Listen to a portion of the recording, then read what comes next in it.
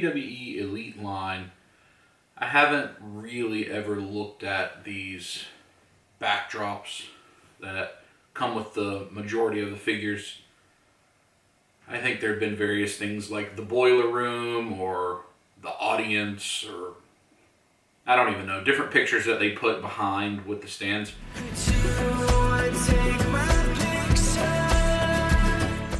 I've never paid attention to them. I typically just pile them up, put them in the drawer, and that's that.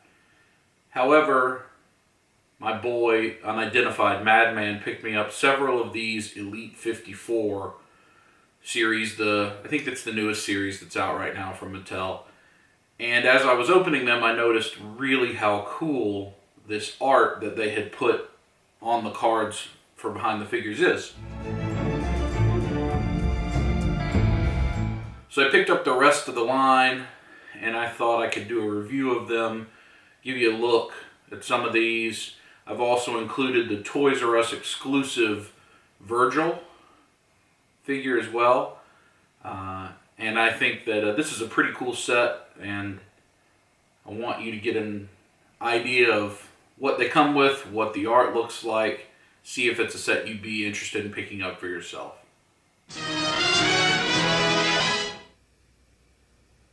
So this is WWE Elite Series 54 Jimmy Uso up on the turntable there. Where's that? I got two turntables and a microphone. Where's that? With all of these, you can see that the facial scanning technology continues to improve. I think you're seeing that across all lines of Hasbro and Mattel's 6-inch figures that have actual human likenesses. You can see the stand and the art there. I mentioned earlier I've never really used those before, but I really think these look good. It's got good detail on the tattoos on his arm and chest. He has a shirt on where his brother does not have a shirt on and has a bandana. That's kind of the differentiating factor. To be honest, I have trouble telling these two apart most of the time. Anyway, I do think he looks really good, and I've really liked the character change that the Usos have made over the last year. I think their feud with the New Day this year in 2017 was a solid feud, and I enjoyed them much more than I did when they were the colorful face style characters that they were. Let's get his brother up and see how he looks.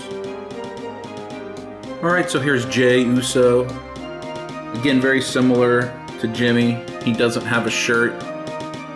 His outer clothes is a vest versus a longer sleeve shirt that Jimmy had. So you can see the arm tattoos. They've got really good detail. I saw, or listened to actually, a podcast with one of the lead Mattel WWE Elite designers. And he mentioned how when they do extensive paint work for someone like Finn Balor or the Ultimate Warrior, Shove that control into a nosedive, Hulk Hogan. Or tattoo work, they often don't include accessories because they want to spend their funds on that paint or tattoo work, and I'm okay with that for these wrestlers because the work really looks good when it's done. So that's the Uso brothers. Let's get up the next figure. We're here. Here's the Bray Wyatt figure for WWE Elite Series 54. I think this is an excellent figure. I'm a big Bray Wyatt fan. I do wish that the Wyatt family was still together instead of all split, broken up. But I really think Bray is a throwback to some of the old school promo character type wrestlers, and I really enjoy him. I actually didn't have a Bray Wyatt figure. Some of the older ones had gone up in price and I had not picked them up yet, so I'm glad to have this one. The tattoos on his arms look great. He's got the lantern, which looks good. Ah, green! His attire looks good. His face sculpt's nice. The hair's nice. I think this is an all-around solid figure and a really good Bray Wyatt addition if that's something you're looking for. Here is the Rich Swann figure. Stop looking at me, Swann! He comes with the Cruiserweight Championship. The only other figure I know of that's come with this belt was TJ Perkins Toys-R-Us Exclusive that some folks did have a lot of difficulty finding. So it's good that they included this belt.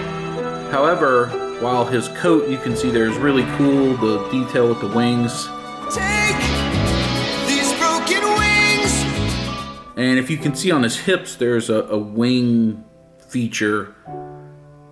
Those really prevent putting the belt on him, putting it over his shoulder, anything like that. That coat is extremely restrictive with movement and is challenging to get on and off. And I'd like to pose him with the coat on. So I just have him holding the belt here, and I'm not sure what I will do with it ultimately. I'll probably put it on another character. But for what I believe is the first Rich Swann figure, it's good. Got a lot of good detail. I just wish I was able to put that belt on him easier and keep his coat on. So here's the John Cena figure from Series 54, WWE Elite.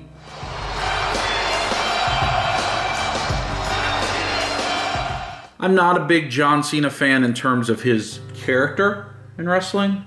I am a big fan of his when he's quote-unquote in real life. I think he's very funny. I enjoy the movies he's in. I enjoy the work he does outside of the ring. No, I think we can make it work. And I know he is an excellent spokesperson for the WWE and does a lot with charity. So he's a quality dude. But I just don't need a lot of John Cena figures in my collection. He's not marketed toward me. He's not for me, and I understand that. This one is pretty cool. The hat comes off, the dog tags come off. He comes with a soft goods shirt that is pretty easy to put on him. I think this is the shirt he'd run out and hold it up. Maybe that was a towel, I'm not sure. But it works pretty well. It looks good on the front. You can see the Velcro as it turns on the back is how you open it up and take it on and off.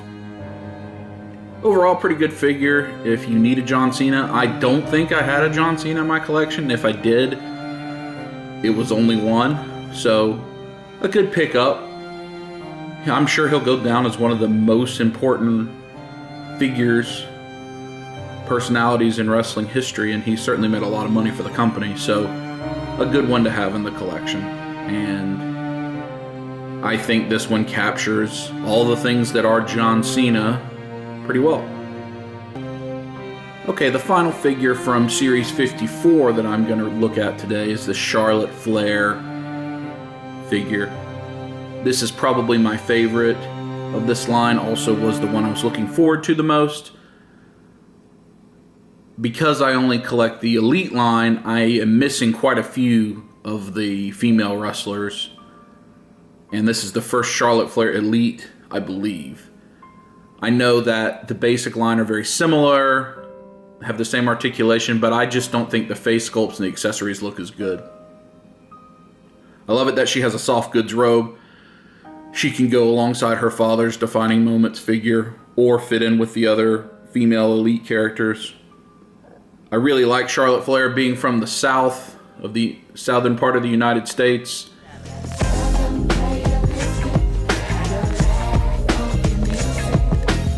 Grew up watching Ric Flair in the NWA, so I really like her character as well. I think she's a phenomenal athlete, a great wrestler.